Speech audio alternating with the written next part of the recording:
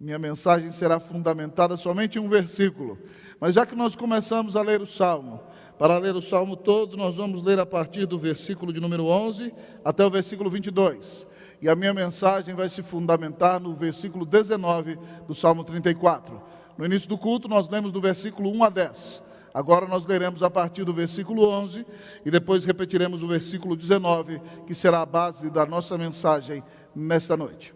Assim diz a palavra de Deus: Vinde, filhos, e escutai-me, e eu vos ensinarei o temor do Senhor. Quem é o homem que ama a vida e quer longevidade para ver o bem? Refreia a tua língua do mal e os teus lábios de falarem dolosamente. Aparta-te do mal e pratica o que é bom, procura a paz e empenha-te por alcançá-la. Os olhos do Senhor repousam sobre os justos e os seus ouvidos estão abertos ao seu clamor.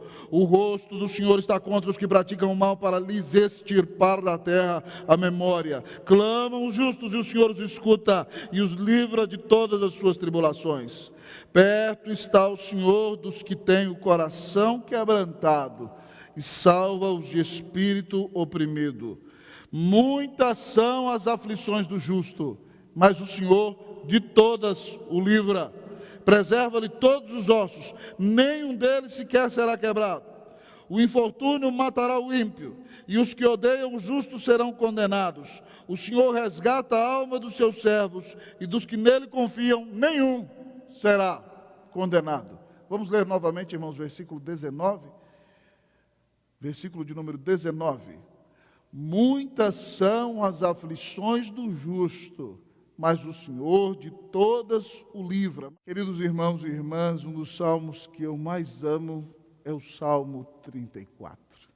O Salmo 34 tem versículos que marcam a vida de todo cristão. Ele começa com o versículo que diz: bendirei ao Senhor em todo o tempo, o seu louvor estará sempre nos meus lábios. Me lembro de uma música, de um antigo grupo cristão que dizia: em todo tempo eu louvarei ao Senhor, sempre estará nos meus lábios o seu louvor. Em todo tempo eu louvarei ao Senhor, sempre estará nos meus lábios o seu louvor. Outros versículos como: busquei o Senhor e Ele me acolheu, livrou-me de todos os meus temores. Contemplai-o e sereis iluminados, e o vosso rosto jamais sofrerá vexame. Ou, ó, provai e vede que o Senhor é bom, bem-aventurado o homem que no Senhor se refugia. O anjo do Senhor acampa-se ao redor dos que o temem e os livra. Ou o versículo de número 18, perto está o Senhor dos que têm o coração quebrantado e salva-os de espírito oprimido. Uma outra música do Salmo 34 que eu gosto muito, cantada por Ademar de Campos, ela diz: olharam para ele e foram iluminados, seus rostos não serão confundidos. Olharam para ele e foram iluminados, seus rostos não serão confundidos. E ele canta o versículo 7, o anjo do Senhor acampa-se ao redor daqueles que o temem e os livra. O 8, ó, provai e vede que o Senhor é bom, feliz o homem que nele confia. Esse salmo é maravilhoso. Ele abençoa o nosso coração. Sobretudo também porque o Salmo 34 é um salmo que profetiza sobre o nosso Senhor Jesus na cruz. O versículo de número 20 diz assim: preserva-lhe todos os ossos, nenhum deles sequer será quebrado. Quando o Senhor Jesus foi crucificado, nenhum dos ossos dele foram quebrados. Os ossos dos ladrões foram quebrados, mas se cumpriu esta profecia do Salmo 34. Este salmo é riquíssimo, e se eu fosse expô-lo versículo por versículo, nós ficaríamos aqui pelo menos 1h30 tranquilamente nos deleitando com a palavra de Deus. Mas como a mensagem é mais objetiva, eu vou pregar para você nesse texto maravilhoso, que o Senhor trouxe ao meu coração essa semana, quando nós fazíamos o nosso culto doméstico lá em casa. Na quinta-feira o Senhor trouxe essa mensagem poderosamente ao meu coração, e depois também à noite, dormindo, o Senhor falava ao meu coração com este texto maravilhoso da palavra do Senhor. O texto diz: muitas são as aflições do justo, mas o Senhor de todas o livra. Nós temos vivido, irmãos, dias de aflição. Nós temos vivido dias de angústia. Temos vivido dias de desespero para muitos. Muitas pessoas têm tido seus problemas de saúde intensificados por causa do fato de que estão trancafiadas em suas casas, angustiadas, entristecidas. Alguns têm passado por problemas de infarto, porque não saem para dar uma caminhada, ficam tristes com a situação, não veem um futuro por diante. Há muita gente sofrendo, há muita gente angustiada, há pessoas que perderam o trabalho, há pessoas que não conseguem ver seus familiares, há pessoas entristecidas porque não podem estar na casa de Deus. E a situação não é fácil, amados irmãos e amigos, nesses dias de pandemia. Mas o texto da palavra de Deus, para consolar o nosso coração, diz que muitas são as aflições do justo, mas o Senhor de todas os livra. Nós estamos passando por grande aflição, e eu gostaria que você estivesse atento nesta noite, porque o Senhor, nesta mensagem, baseada nesse versículo, vai te mostrar as características da aflição. Características da aflição. Que você perceba as características da aflição. E sobre todas as coisas perceba que mesmo que você enfrente grande aflição, o Senhor está com você e não vai te abandonar. Ele está no controle dessa aflição. Ele está conduzindo todas as coisas. Ele vai se glorificar em tudo isso. Ele não deixou de te amar. Ele vai continuar te abençoando para a glória e para a honra do nome de Jesus. Lancemos-nos às características da aflição. A primeira delas, amados irmãos, é a seguinte. A primeira característica da aflição é que a aflição é variada. O texto diz: muitas são as aflições. O texto diz: muitas são as aflições do justo. Querido amigo e irmão, a aflição do crente é variada. Você, quando segue a Jesus, sofre de várias formas, muitas vezes de muitas maneiras distintas. Lá em sua carta, Tiago, irmão de Jesus, na epístola a Tiago, escreve no capítulo 1: meus irmãos, versículo 2, tende por motivo de grande alegria o passardes por várias provações. A palavra usada para várias no grego significa policromática. E Tiago está dizendo que eu e você devemos ter por motivo de grande alegria, porque isso vai nos fortalecer, vai nos fazer perseverar, vai nos fazer crescer, passar por adversidades multicoloridas, com distintas facetas, em situações diferentes. O texto nos ensina, amados irmãos, que a aflição, ela é, na vida do crente, variada. Muitas são as aflições do justo. Veja comigo a vida do apóstolo Paulo. Antes de se converter, Paulo era o grande perseguidor dos cristãos. Mas depois que foi convertido a Cristo, Paulo foi apedrejado. Depois que foi convertido a Cristo, Paulo enfrentou o naufrágio. Depois que foi convertido a Cristo, Paulo foi picado por uma cobra. Depois que foi convertido a Cristo, Paulo foi espancado. Depois que foi convertido a Cristo, Paulo foi açoitado algumas vezes. Depois que foi convertido a Cristo, quando cumpriu o seu ministério, teve a sua cabeça cortada por Nero, meus queridos irmãos e irmãs. Mas mesmo passando por grandes aflições, Paulo se alegra, porque ele sofria por causa do nome de Jesus. Ele diz em Filipenses 1:29 que a nós nos foi dada não somente a graça de crermos em Cristo, mas também de padecermos por Ele. Eu me lembro daquela vez que o apóstolo Paulo, meus queridos irmãos e irmãs, entrou na cidade de Filipos, é uma colônia romana, lá não tem sinagoga, ele ora onde os judeus e as mulheres judias oram, na beira do rio. Ele prega o evangelho, ele se converte em Lídia, vendedora de púrpura, que era de Tiatira. E então todo dia ele vai com Silas, vai com seus amigos orar no rio, e uma menina endemoniada, que dava grande lucro aos seus senhores, porque ela fazia adivinhações por causa dos demônios que estavam dentro dela, dizia o seguinte: eis ali, esses homens são servos do Deus Altíssimo. E Paulo um dia se cansou e expulsou o demônio dela. E os donos daquela menina então ficaram revoltados porque perderam a esperança de lucro. e chamaram os pretores. E Paulo e Silas foram açoitados e estavam na prisão. E a Bíblia diz que de noite, irmãos, eles tendo sido açoitados, eles louvavam ao Senhor no meio da noite em altíssima voz. E Deus mandou um grande terremoto, açoitados, com suas costas rasgadas. O portão da cadeia se abriu, amado amigo e irmão.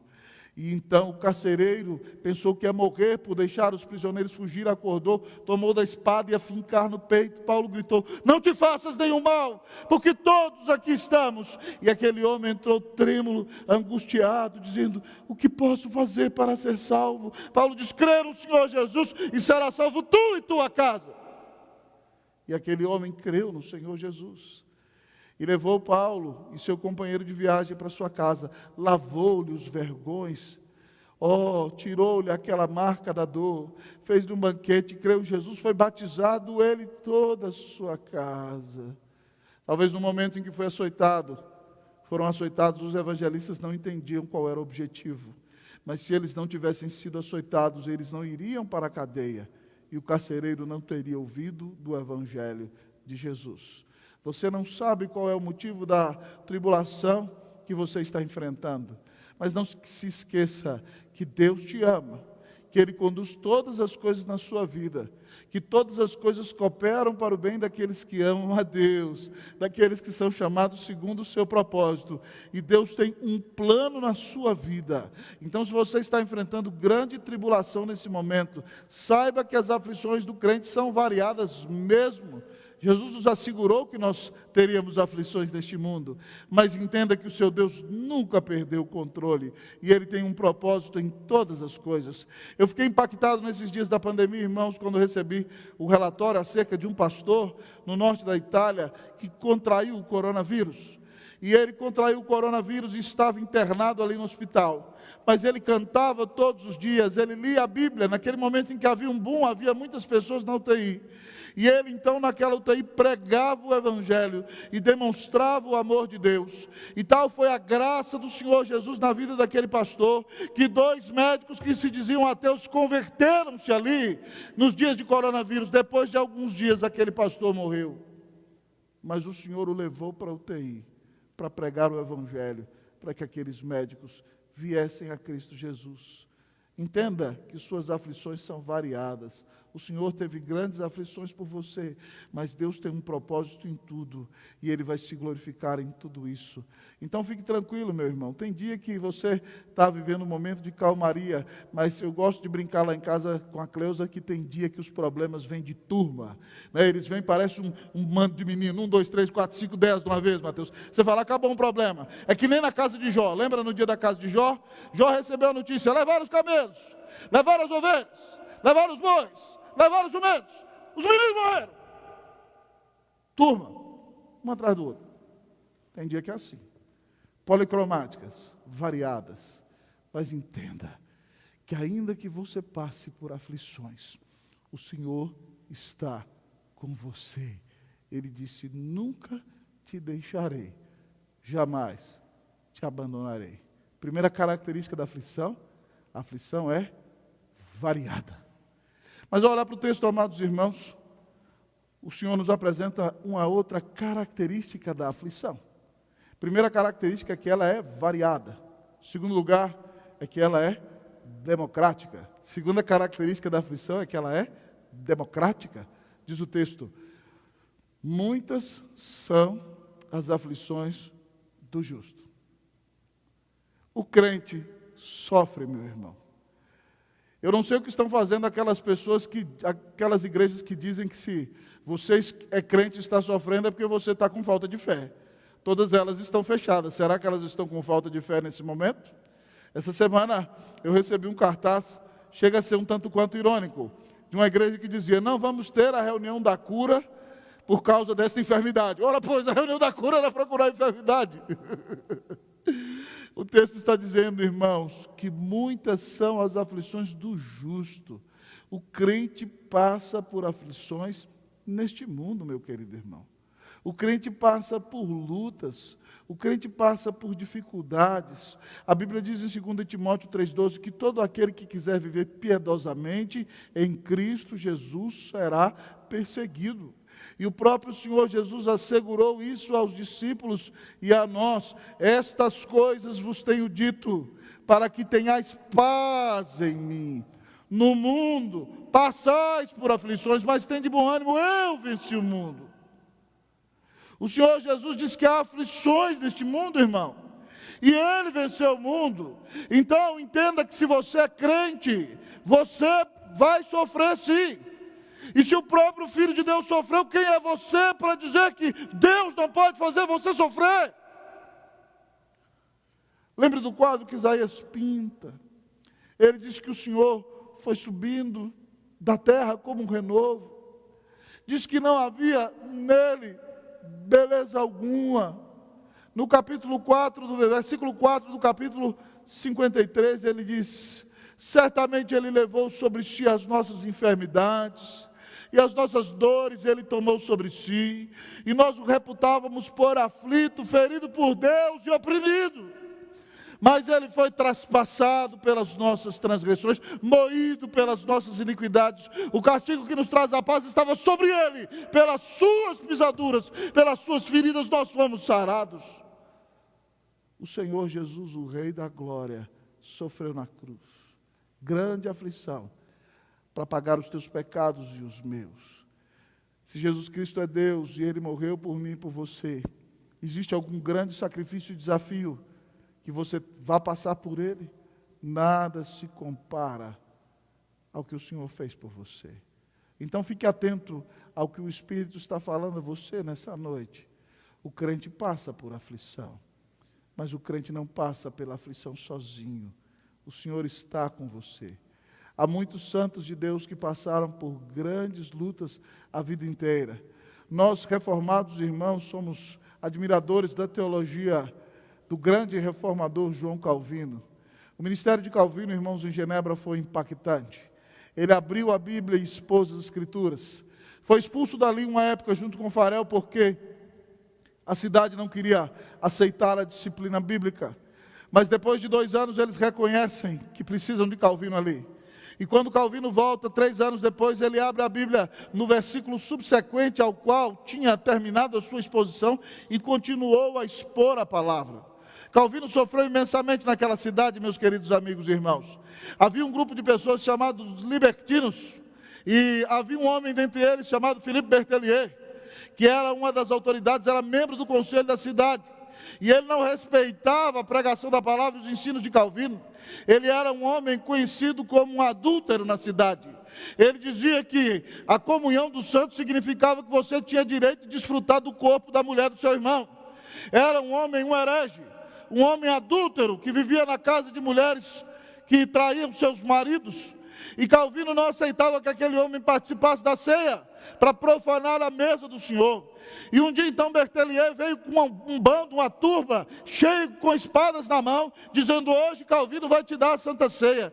E eles entraram na igreja com espada em punho, apontaram para o reformador Calvino e disse: dá a ceia para Berthelier ou morre. Calvino levantou os braços da toga e disse: cortem os meus braços agora. Ele disse: eu prefiro perder meus braços do que profanar a mesa do meu grande Senhor e Salvador Jesus Cristo. E aqueles homens ficaram tão constrangidos que abaixaram a cabeça e saíram da igreja. Calvino sofreu muito naquela cidade, tendo sido um pastor muito amado na cidade de Estrasburgo, tendo tido um ministério precioso como professor de Novo Testamento no seminário daquela cidade, tendo pastoreado uma igreja de 500 membros, tendo tido alegrias familiares. Ele volta para Genebra, onde as pessoas davam para os cachorros o nome de Calvino. Calvino ia andando na rua e as pessoas: Calvino, Calvino, Calvino, Calvino, e ele achava que era ele e os cachorrinhos. Calvino foi humilhado naquela cidade. E se não bastasse, o grande reformador tinha uma saúde enfermiça. Ele tinha grandes problemas de enxaqueca, tinha dores terríveis nos rins, tinha problemas de estômago, padecia até das hemorroidas, amados amigos e irmãos, um homem que sofria tremendamente, mas mesmo um homem que tinha seus olhos inchados, às vezes não conseguia nem enxergar no final já da sua vida, mas mesmo sendo um homem tão humilhado, tão quebrado, nunca deixou de pregar o Evangelho, nunca deixou de glorificar a Deus, nunca deixou de cumprir a sua missão. Queridos irmãos, este mundo é um mundo de aflição. Ainda há o efeito do pecado deste mundo, mas você precisa saber que o Senhor prometeu, lá em Hebreus 13:5, eu nunca te deixarei, jamais te abandonarei. Em Isaías diz que Ele cuida de nós como os cordeirinhos, Ele nos carrega no colo como carregava as ovelhas recém-paridas. O Senhor cuida de você. No Salmo 27:10 ele diz, se o meu pai e minha mãe me desampararem, o Senhor me acolherá. Segunda característica da aflição, ela é democrática. Ela afeta o crente e o descrente. Mas a grande diferença é que aquele que é verdadeiramente crente está preparado para enfrentá-la e ela não o destruirá. Você lembra da conclusão de Jesus do Sermão do Monte? Todo aquele, pois, que ouve estas minhas palavras e as pratica, será comparado a um homem prudente que edificou a sua casa sobre a rocha. E caiu a chuva, transbordaram os rios, sopraram os ventos e deram com ímpeto contra aquela casa, e ela não desabou, porque fora edificada sobre a rocha. Mas todo aquele, pois, que ouve estas minhas palavras e não as pratica, será comparado a um homem insensato que edificou a sua casa sobre a areia. E caíram as chuvas, transbordaram os rios, sopraram os ventos contra aquela casa e ela desabou. E foi grande a sua ruína. Se você não quer ser destruído na aflição, faça de Jesus a rocha da sua vida. Creia nele como seu único Senhor e Salvador. Coloque a sua esperança nele e confie no seu Evangelho, confie na sua palavra. Ele diz que aquele que vai aguentar as enchentes, vai suportar as chuvas, vai vencer a tempestade, é aquele que edificou a sua vida na rocha. E a sua rocha é a fé no Evangelho e na palavra de Jesus. Fique firme, creia no Senhor. Você passa por aflição, querido, mas você resiste quando o Senhor está presente na sua vida. Que Deus te fortaleça, que você não edifique a sua vida na desobediência, que você não edifique a sua vida longe do Senhor, mas que a sua vida seja construída na fé em nosso grande Deus e Salvador, Jesus Cristo. Justo você sofre, mas o Senhor sofreu por você, e o Senhor está ao seu lado. Louvado seja o nome do Senhor. Mas olha para o texto da palavra de Deus.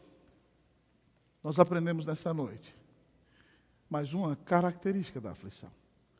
A primeira foi que a aflição é variada. Em segundo lugar, que ela é democrática. Até o justo passa por ela. Mas em terceiro e último lugar, o texto diz que a aflição é passageira. Terceira característica da aflição, ela é passageira. Eu não preciso nem ler o texto porque você decorou. Vamos lá? Muitas são as aflições do justo, mas o Senhor de todas o livra. Muitas são as aflições do justo, mas o Senhor de todas o livra. O Senhor não livra só de alguma. O Senhor não livra só de outras. O texto diz que o Senhor livra de todas. Todas. A aflição do ímpio vai ser eterna. Quando ele cair no inferno, a Bíblia diz que ele vai queimar eternamente, ele vai receber a ira de Deus eternamente, e ele não vai se arrepender ali. A parábola do Lázaro e do rico nos mostra o rico no inferno, pedindo a Deus que mande a Lázaro molhar a ponta do dedo em água para aliviá-lo naquela chama, mas ele não se arrepende. Pelo contrário, ele arruma escusas. Ele diz que não se converteu porque Deus não enviou ninguém para pregar para ele. Ele acusa Deus de injustiça. Quem está queimando no fogo do inferno não se arrepende, mas é atormentado pelo seu próprio pecado, e o seu coração se endurece cada vez mais, e a ira de Deus está sobre ele, e ele vai queimar e arder eternamente. Mas o crente tem aflição passageira. Ela pode ser intensa nesse mundo, mas nenhuma aflição na sua vida durará para sempre. Louvado seja o nome do Senhor.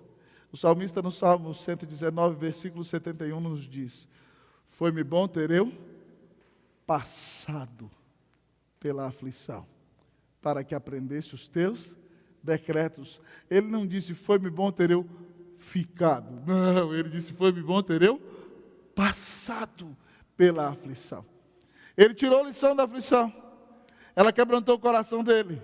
Ele aprendeu a palavra de Deus. Ele se voltou para o Senhor. Ele cresceu espiritualmente. Mas ele louva a Deus. Foi-me bom ter eu passado. A aflição é passageira. No nosso texto vizinho aqui no Salmo 30, há uma ilustração maravilhosa também sobre aflições em nossa vida. Salmo 30 diz assim, amados irmãos, no versículo de número 5: porque não passa de um momento a sua ira, mas o seu favor dura a vida inteira. Ao anoitecer pode vir o choro, mas a alegria vem pela manhã. Louvado seja o nome do Senhor. E ainda, meus amados irmãos, que têm que enfrentar a morte, querido amigo e irmão, a dor para os que ficamos é tremendamente doída, mas o cristão, quando ele passa pela morte, ele entra na bem-aventurança eterna, ele entra na alegria eterna, ele desfruta do perdão de pecados na eternidade, ele tem comunhão com o nosso Senhor. Essa semana faleceu na cidade de Aracaju o presbítero Homero Reis, que é pai da nossa querida ovelha Thaís Reis. Eu pude orar com ela ao telefone, quando eu recebi a notícia do presbítero Humberto, e obviamente a família muito doída, mas houve uma publicação do Seminário Teológico Presbiteriano do Nordeste, em Teresina, um seminário da EPB, louvando a Deus pelo apoio do presbítero Homero, e depois de ficar internado na UTI, veio a falecer. O sofrimento deste irmão foi grande, mas quando ele fechou os olhos aqui, irmão, ele abriu lá no céu. Ah, querido irmão, a espada caiu da mão dele aqui, mas ele recebeu a coroa da justiça do seu reto juiz. E quando então chegou naquele lugar maravilhoso, ouviu o próprio rei dizer: seja bem-vindo, bendito do meu Pai, para as moradas eternas que eu preparei para você. A sua aflição, cristão, não durará para sempre. Talvez ela pareça intensa demais. Parece que ela já vem durando há muito tempo. Parece que ela é eterna. Mas o Senhor faz uma promessa em nosso versículo dizendo que Ele, de todas as aflições da tua vida, te livrará. Ele cuidará de você. Ele não vai te abandonar. Ele vai te sustentar. E Ele vai cumprir todos os propósitos dEle na tua vida. E Ele vai se glorificar em tudo isso. Então chegou o momento de que você pare de olhar para as circunstâncias e que você de fato confie no Senhor Jesus e entenda que Ele está no controle de tudo. Nessa manhã, em nosso culto matutino, eu preguei sobre a mensagem que Jesus envia à igreja de Laodiceia. E o tema do texto é: conheça a Jesus Cristo.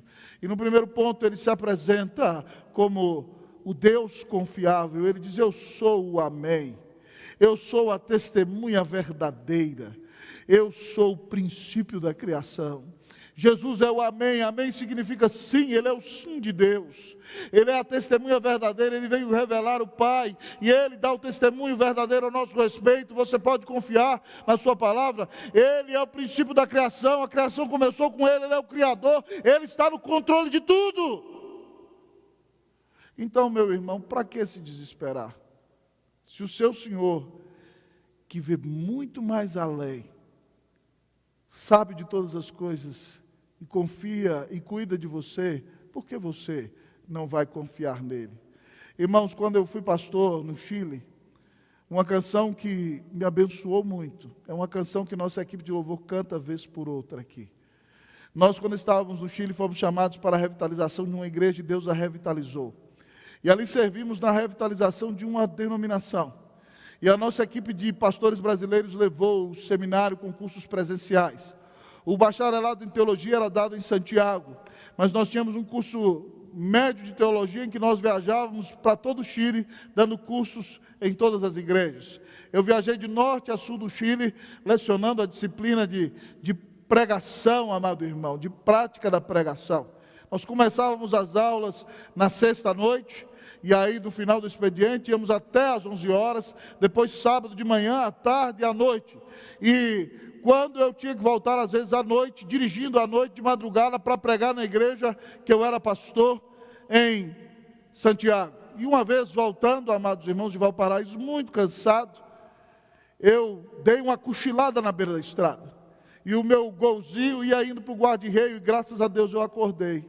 E eu parei ali, orei e falei: Deus, eu estou tão longe de casa, eu estou tão cansado, o ministério aqui está tão desafiador, mas vai comigo. E gelado, no Chile gelado, eu abri o vidro, cheguei em casa gripado, mas eu botei no CD e tocava aquela música que nós cantamos: sei que a tua fidelidade leva minha vida mais além do que eu possa imaginar.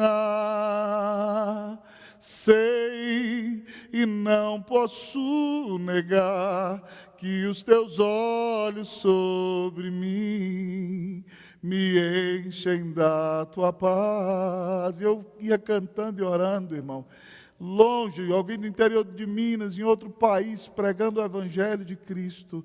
É só porque a fidelidade de Deus nos leva muito mais além do que nós podemos imaginar.